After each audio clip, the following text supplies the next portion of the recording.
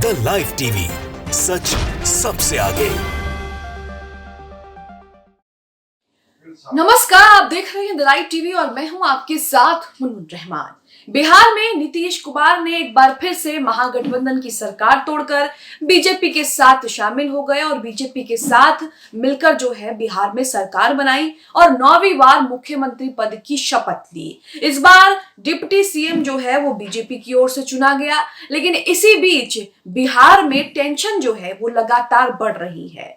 बिहार में सरकार बने 24 घंटे हुए हैं और उसी बीच जो है वो विभागों को लेकर, मंत्री पद को लेकर बखेड़ा जो है वो शुरू हो गया है। कहा जा रहा है कि इसमें कई ऐसे नाम हैं जिनको दोबारा से मंत्री पद मिलने की आशंका जताई जा रही है। वहीं बीजेपी भी लगातार इस पर मंथन कर रही है और इसी के साथ अभी तक विभागों का बंटवारा नहीं हुआ है। अब ऐसे में सवाल है कि मंत्रियों के विभागों का बंटवारा कब होगा और साथ ही इस कैबिनेट में किस किस को जगह मिलेगी।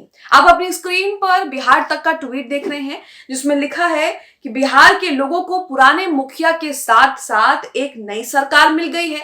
जल्द ही शपथ लेने वाले मंत्रियों को उनका मंत्रालय भी दिया जाएगा। ऐसे में किसे दिया जा सकता है, कौन सा विभाग, आज मीटिंग में क्या क्या बातें हुई हैं, इसे लेकर बिहार तक ने एक रिपोर्ट यहां पर जो है वो जारी की है। इस रिपोर्ट में बताया है बिहार तक ने कि किस तरह से बैठक हुई है और किस तरह से उस बैठक में क्या क्या महत्वपूर्ण फैसले लिए गए हैं। 5 फरवरी को जो बजट सत्र शुरू होने वाला था, उस बजट सत्र को जो है वो फिलहाल टाल दिया गया है और इसी के साथ और क्या बातें हुई हैं, बिहार में क्या चल रहा है, किस तरह से टेंशन बढ़ रही है, मंत्री विभाग को लेकर किस तरह से जो है बिहार में बखेड़ा खड़ा हो सकता है, इस पर बात करते हैं। तो आप अपनी स्क्रीन पर यहां पर दैनिक भास्कर का आर्टिकल देख रहे हैं। दैनिक भास्कर के आर्टिकल में बताया गया है कि कैबिनेट की पहली बैठक हो गई है, फिर मिले एनडीए के नेता, विभागों के बंटवारों पर चर्चा भी हुई है। 12 फरवरी को फ्लोर टेस्ट हो सकता है। तो यहां पर आप देख रहे हैं कि मीटिंग हुई है और फ्लोर टेस्ट 12 फरवरी को हो सकता है, ये बताया गया है। और इसी के साथ ये भी बताया गया है कि विभागों के बंटवारों पर भी चर्चा हुई है।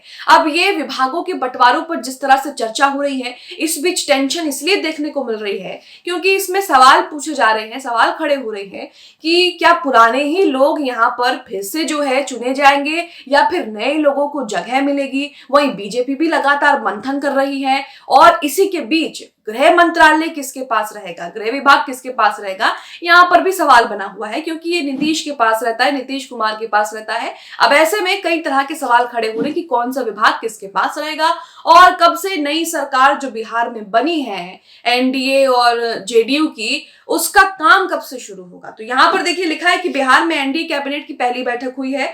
कैबिनेट बैठक शुरू होने से पहले डिप्टी सीएम सम्राट चौधरी सीएम से मिलने उनके दफ्तर गए। कैबिनेट में 4 एजेंडों पर मुहर भी लग गई है। सदन की कार्यवाही बुलाने के लिए नीतीश को अधिकार दिया गया है। 5 फरवरी से शुरू होने वाले बजट सत्र को अगले दिन के लिए टाल दिया गया है। बताया जाता है कि 12 फरवरी को सीएम फ्लोर टेस्ट के लिए विधानसभा की कार्यवाही जो है वो बुला सकते हैं। तो कैबिनेट मीटिंग में क्या क्या हुआ है ये आपके सामने है। इसी के साथ कैबिनेट मीटिंग के बाद नीतीश सीएम हाउस में जेडीयू के सांसदों से 1 घंटा चर्चा भी करी है। मीटिंग खत्म होने के कुछ देर बाद एनडीए के नेता से वो मिलने भी पहुंचे हैं। सीएम हाउस में जीतन राम मांझी, पशुपति पारस और सम्राट चौधरी ने मुख्यमंत्री से मुलाकात की है। बताया जा रहा है कि इस दौरान मंत्रिमंडल विस्तार और विभागों के बंटवारों को लेकर सभी के बीच जो है वो चर्चा हुई है। तो विभाग किसको क्या दिया जाएगा, इस पर अभी तक चर्चा हो रही है और कब फैसला लिया जाएगा, कब ऐलान किया जाएगा, कब घोषणा की जाएगी, इस पर सबकी नजर बनी हुई है। वही यहाँ पर एक और चीज जो है वो चर्चा में है, वो है बिहार के डिप्टी सीएम, यानी कि बिहार के डिप्टी सीएम सम्राट चौधरी जो बीजेपी नेता हैं। अब यहाँ पर चर्चा क्यों हो रही है वो भी आपको बताते हैं। यहाँ पर जो बिहार के डिप्टी सीएम इस वक्त बने हैं सम्राट चौधरी, उन्होंने यहाँ पर कहा था कि हम नीतीश को हटाने के लिए जो है वो पगड़ी बांधेंगे और तभी उतारेंगे जब नीतीश को हम सरकार से बिल्कुल आउट कर देंगे। लेकिन अब उन्हीं के साथ सरकार उनको बनानी पड़ रही है। इस पर पत्रकारों ने उनसे सवाल भी पूछा, क्या उनका जवाब है ये आपको बताते हैं। कैबिनेट के कुछ देर बाद दोनों डिप्टी सीएम ने प्रेस कॉन्फ्रेंस की। पत्रकारों ने मुरैठा को लेकर सम्राट चौधरी से सवाल किया तो उन्होंने कहा कि भाजपा मेरी दूसरी माँ है।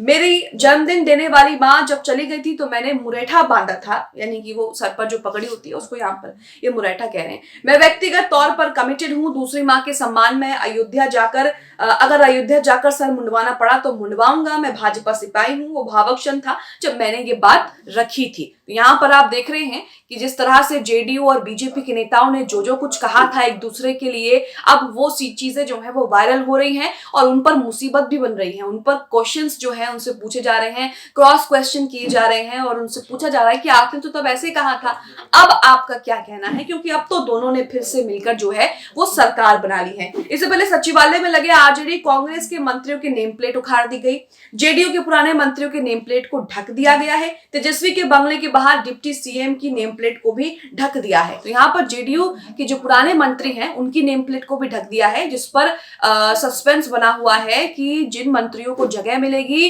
कैबिनेट में, क्या वो पुराने जेडीयू के मंत्री होंगे या फिर अब नए चेहरे जुड़ेंगे। इसी के साथ यहाँ पर मंत्रिमंडल में कौन कौन से नए चेहरे हैं, कौन कौन से चेहरे हैं वो जान लेते हैं। तो यहाँ पर लिखा है बीजेपी के प्रदेश अध्यक्ष सम्राट चौधरी एवं नेता प्रतिपक्ष विजय सिन्हा उप मुख्यमंत्री पद की शपथ ली है।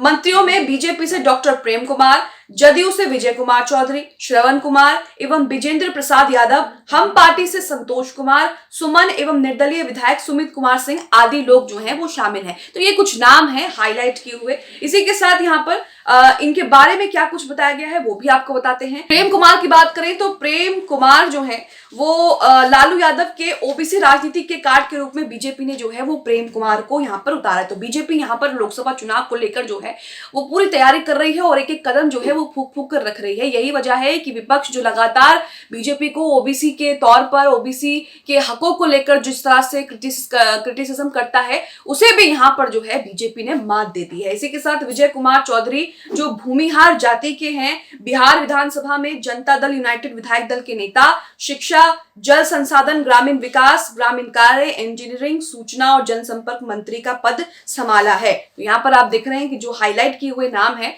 उनकी क्या बैकग्राउंड है और इसी के साथ कौन से पद जो है वो उनको दिए गए हैं। ब्रजेंद्र प्रसाद यादव जनता दल यूनाइटेड के सदस्य हैं, मुख्यमंत्री नीतीश कुमार के अधीन राज्य के ऊर्जा, योजना और विकास के कैबिनेट मंत्री थे। अब यहाँ पर जीतन राम के पुत्र सुमन मांझी जो हैं वो एक बार फिर से मंत्री बनाए गए हैं। जीतन राम मांझी के पुत्र संतोष सुमन मांझी फिर से बिहार सरकार में मंत्री बनाए गए हैं। इसके पहले भी वो वर्तमान बिहार सरकार में लघु सिंचाई, अनुसूचित जाति जनजाति कल्याण मंत्री रह चुके हैं। तो यहाँ पर आप देख रहे हैं कि बिहार में सरकार जो है बदल गई है। बिहार में अभी भी सियासी गहमा गहमी जो है वो जारी है। वहीं तेजस्वी यादव लगातार ये भी कह रहे हैं कि अभी खेल जो है वो बाकी है, अभी जो है वो पिक्चर बाकी है। बिहार में किस पल कौन सा कदम उठाया जाएगा, बिहार में किस पल क्या तस्वीर आएंगी, इस पर सबकी नजर बनी हुई है। वहीं बिहार में सरकार तो बन गई है, नीतीश कुमार ने एनडीए के साथ मिलकर सरकार तो बना ली है, लेकिन देखना होगा कि ये सरकार कब तक चलेगी। मंत्री के बंटवारों को लेकर, विभागों को लेकर किस तरह से दोनों के बीच तनातनी होगी और किस तरह से दोनों के बीच जो है वो बखेड़ा खड़ा होगा। आप इस खबर को लेकर क्या सोचते हैं? बिहार में जिस तरह से राजनीति उठापटक चल रहा है उसे लेकर क्या सोचते हैं? कमेंट में हमें जरूर बताएं। द लाइव टीवी, सच सबसे आगे।